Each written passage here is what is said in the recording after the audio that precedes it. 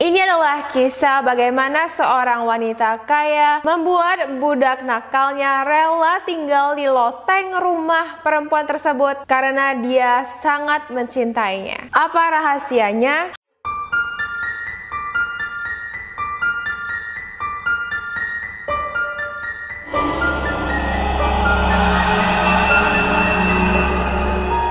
Hi guys, welcome to another episode of YouTube and Chills. Nama aku Yufi dan hari ini aku mau ngebahas tentang kisah bagaimana seorang wanita yang bernama Dolly membuat seorang laki-laki jatuh cinta kepadanya sampai-sampai laki-laki itu rela untuk bersembunyi di atas rumahnya setiap hari selama 10 tahun demi bisa tidur dengannya. Jadi kalau misalnya kamu tertarik bagaimana cara Dolly melakukan itu dan apa yang membuat laki-laki lain ingin terus mendekati Dolly, make sure to keep on watching. By the way, buat kamu yang baru datang di channel aku, thank you banyak. Aku upload video tentang misteri, beauty dan juga fashion 3 kali seminggu, Senin, Kamis dan juga Sabtu. Kalau kamu suka dengan topik tersebut, make sure to subscribe dan juga turn notification on biar kamu jadi pertama yang tahu pas video aku di-upload. By the way, karena cerita ini terjadi di tahun 1800-an, tidak banyak foto maupun video yang bisa aku kaitkan dengan Dolly. Jadi mohon dimaklumin. Anyway, yuk kita bahas siapa itu Dolly. Dolly lahir di tahun 1880 di Milwaukee, Amerika. Dia adalah keturunan imigran Jerman dan dia datang dari keluarga petani. Jadi orang tuanya itu tidak tajir. Jadi ketika Dolly berumur 20 tahun, dia harus bekerja di pabrik, dimana di sanalah dia bertemu dengan seorang laki-laki yang bernama Fred. Dan Fred adalah anak bos pabrik tersebut. Dia bekerja di pabrik tekstil. Mereka bertemu dan mereka pun langsung jatuh cinta. 3 tahun setelah mereka bertemu, akhirnya mereka memutuskan untuk menikah. Dan di sanalah hidup Dolly berubah. Dia menjadi orang kaya. Sehari-harinya dia menjaga rumah, dia masakin untuk suaminya, dan dia sedikit menjahit baju karena dia suka menjahit gitu ya. Jadi dia menjahit baju untuk dirinya, untuk suaminya, menjahit selimut dan sebagainya. Basically ibu rumah tangga. Meskipun dari luar kita melihat kalau Dolly memiliki hidup yang sempurna, dia sangat tidak bahagia. Kenapa? Karena Fred itu adalah seorang alkoholik dan ketika Fred mabuk, Fred sangat sering memukul istrinya. Selain itu, Fred juga tidak bisa memuaskan Dolly di bagian tempat tidur dan ini sangat membuat Dolly stres. Akhirnya 10 tahun setelah mereka menikah, ketika Dolly berusia 33 tahun, dia menelepon suaminya suatu hari pada saat Fred sedang bekerja di pabrik. Ya, dia kan urus pabriknya dan dia bilang, mesin penjahit aku rusak nih, tolong dong kamu suruh pekerja kamu untuk datang dan memperbaiki mesin penjahit aku. Nah, Fred pun bilang oke, dan dia pun mengantar pekerjanya yang bernama Otto Sandhuber yang pada saat itu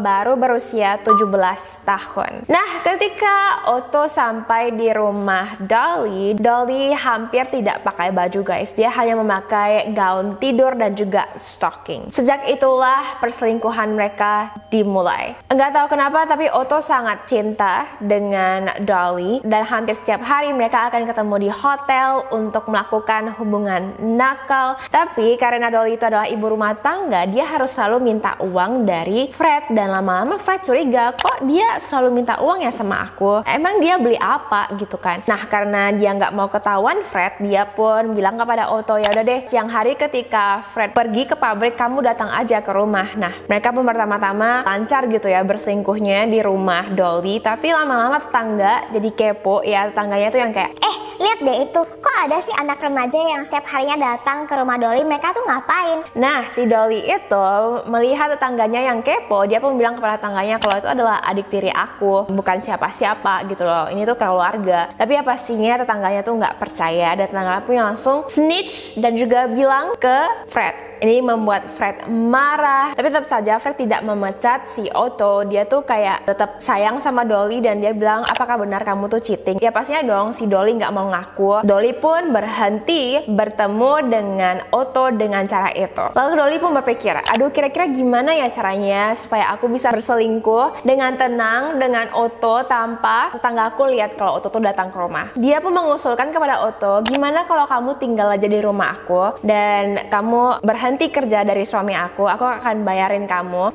tinggal bersih-bersih rumah, dan malamnya kamu tinggal di loteng karena suami aku tuh nggak pernah pergi ke loteng. Otto yang tidak memiliki keluarga, dia masih muda, dia bucin dengan si Dolly, dia pun setuju. Selain itu, sebenarnya Otto tidak ingin menjadi pekerja tukang reparasi gitu ya. Dia bercita-cita ingin menjadi penulis novel fiksi. Jadi mendengar penawaran Dolly, dia sangat senang. Dia rasa kalau pada malam harinya aku bakal bisa menulis novel fiksi, dan di siang hari aku bisa berhubungan nakal dengan Dolly. Sempurna banget. Nah, selama 5 tahun Otto tahan guys, tinggal di loteng dan berhubungan dengan Dolly setiap harinya. Sampai pada tahun 1918 di mana Fred mengajak Dolly untuk pindah ke LA. Kenapa? Karena setiap malamnya Fred akan mendengarkan suara kayak gedebuk-gedebuk gitu ya di atas loteng maupun kayak di samping dindingnya gitu. Tapi dia rasa kalau ini tuh siapa? Jangan-jangan hantu. Dia takut hantu guys, si Fred. Dia kira kalau si Otto itu adalah hantu. Jadi dia minta agar si Dolly ikut pindah dengannya ke Los Angeles. Nah, karena si Dolly ya jadi istri gitu ya, dia pun setuju aja. Tapi apa yang dilakukan lebih sneaky lagi, si Dolly itu sengaja memilih rumah yang ada lotengnya juga. Mereka pindah ke Los Angeles, tepatnya di Sunset Boulevard. Itu adalah tempat yang mewah. Dan sebelum Dolly dan juga Fred pindah ke rumah di Los Angeles, si Dolly suruh si Otto itu, kamu naik ke atas dulu, kamu tinggal dulu di sana beberapa hari biar si Fred nggak curiga. Nah,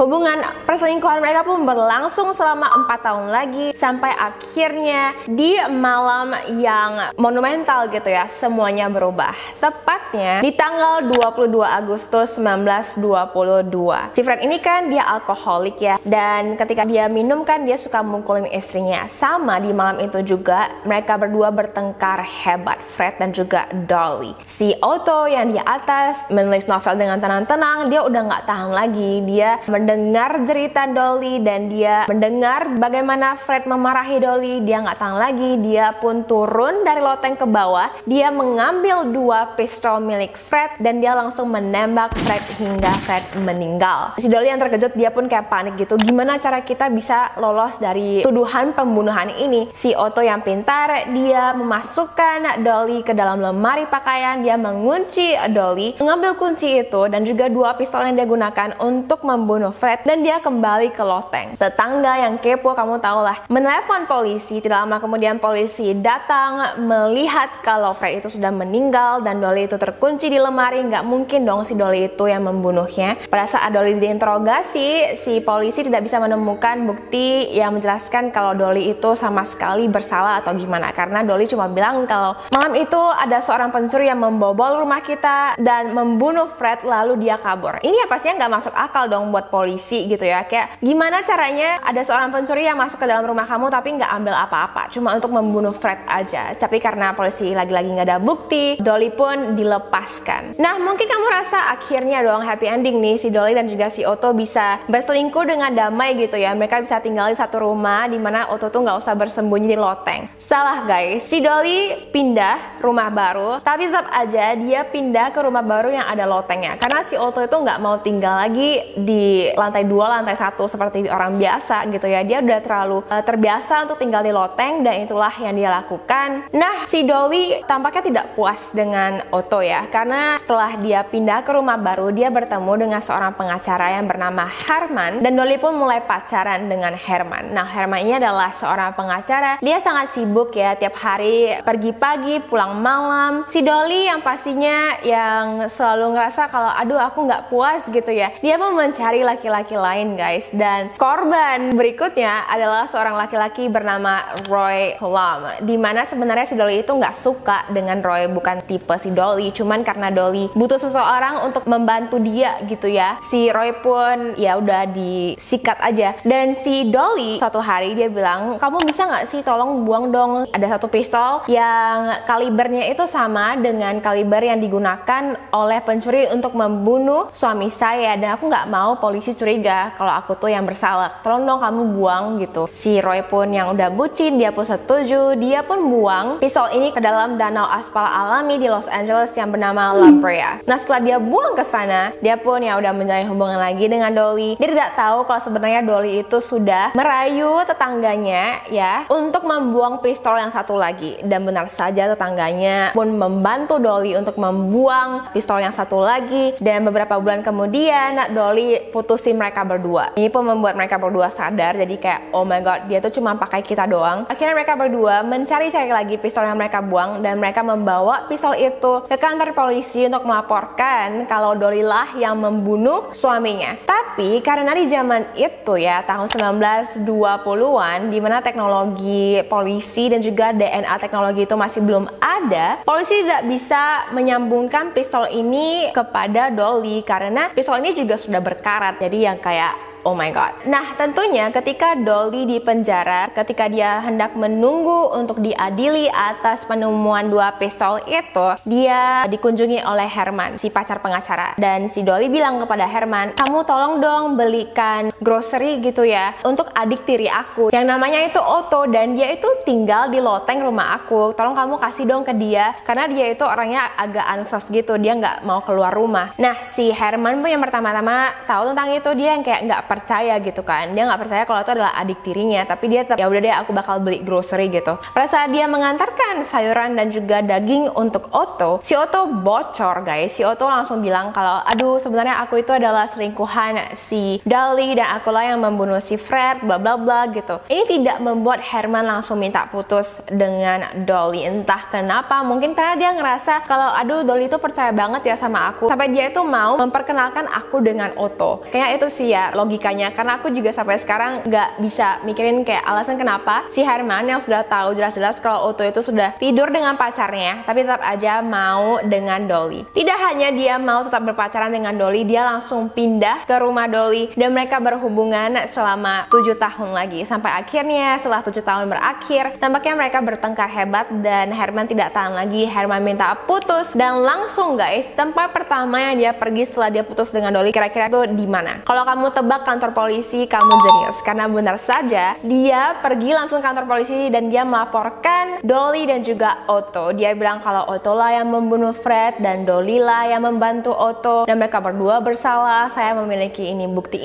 itu, bukti pernyataan dan sebagainya. Akhirnya mereka berdua pun ditangkap. Tapi karena undang-undang pembatasan pembunuhan telah habis, Otto dinyatakan tidak bersalah. Jadi di Amerika itu ada namanya statute of limitations, di mana setahu aku sih ya, kalau misalnya seseorang itu sudah dibunuh 20 tahun yang lalu dan pembunuhnya itu ditemukan, pembunuhnya itu nggak bakal diadili lagi. Ada sistem seperti itu di beberapa kota di Amerika, dan tepat saja pada zaman itu di Los Angeles mereka dinyatakan tidak bersalah. Jadi si Otto pun tidak pernah dipenjara. Bagaimana dengan Dolly? Well, Dolly juga sebenarnya mendapatkan tuduhan atas konspirasi pembunuhan suaminya, tapi sama juga dengan Otto, adanya statute of limitations, Dolly pun bebas. Akhirnya di tahun 1961 pada saat Dolly berumur 81, dia meninggal karena usia tua dan tampaknya dia tenang-tenang aja gitu loh. Dari sejak dia menikah dengan si Fred, dia hidup mewah, dia bisa memiliki apa saja dan tampaknya dia tidak kekurangan laki-laki. Apa rahasianya? Kita tidak akan pernah tahu karena sayangnya mereka semua sudah meninggal. Tapi kalau misalnya kamu punya teori, make sure untuk komen di bawah. Kalau kamu suka dengan video ini, make sure untuk thumbs up, make sure juga untuk subscribe dan juga turn notification on, dan follow aku juga di Instagram @uvfan. Terima kasih banyak sudah nonton. Buat lipstick yang aku pakai hari ini, aku pakai lipstick Kylie Gloss. Ini tuh warnanya Posy K. Aku suka banget sama warna ini. I think it looks really versatile juga. Anyway guys, terima kasih banyak sudah nonton. I hope you have a spectacular day and I will see you in my next video. Bye guys!